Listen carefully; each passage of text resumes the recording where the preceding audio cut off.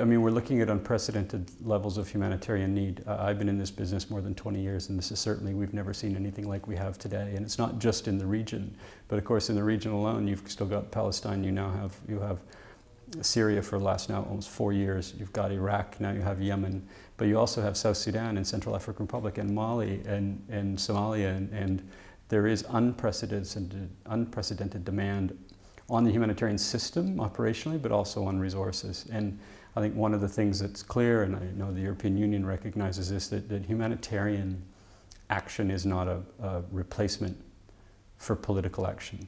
I mean, it needs to be complementary, but it should be short-term only until you're able to resolve the political difficulties that are leading to the requirement for that humanitarian assistance. And I think this is where it's been so challenging, is that you can mount these enormous humanitarian operations if the resources are available. Sustaining them is very difficult, but what's the end state? What's the exit strategy? And that has to be political resolution.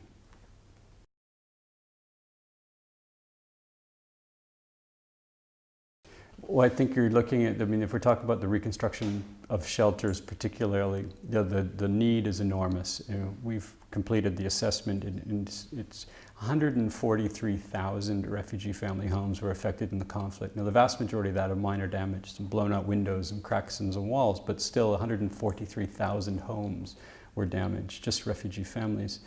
The pace of reconstruction has been far too slow.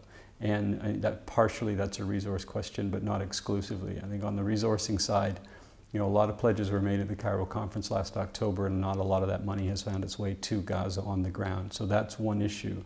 But right now as well, there's a building material issue, which allows us to complete repairs of homes with material available on the local market that comes from Israel.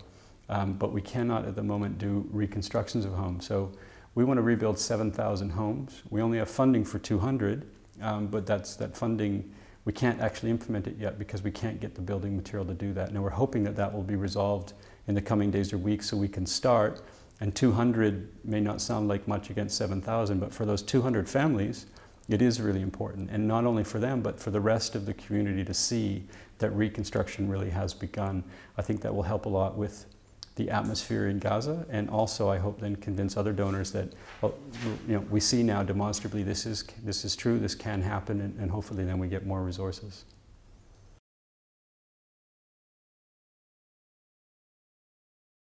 We still have 5,600 people living in our schools since last summer.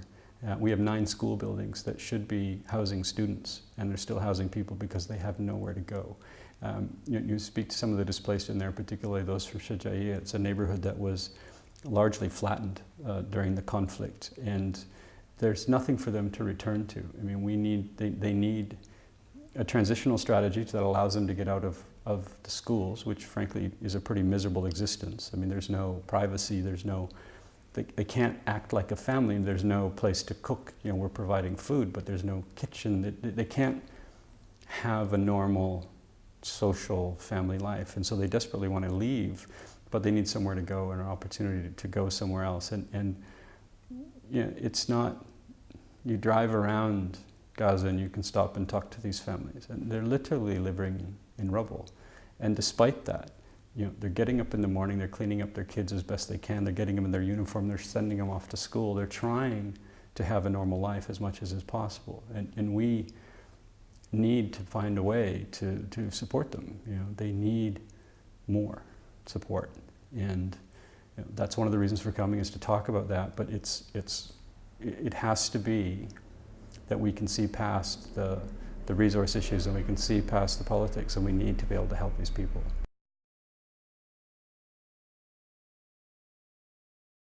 People from Gaza are trying to leave, and it's really the first time that in large numbers they've wanted to get out as badly as they do, and it's because they don't believe that there's a future in Gaza.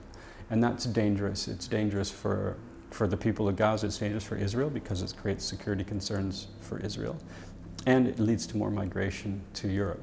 So that's a direct, obviously, thing.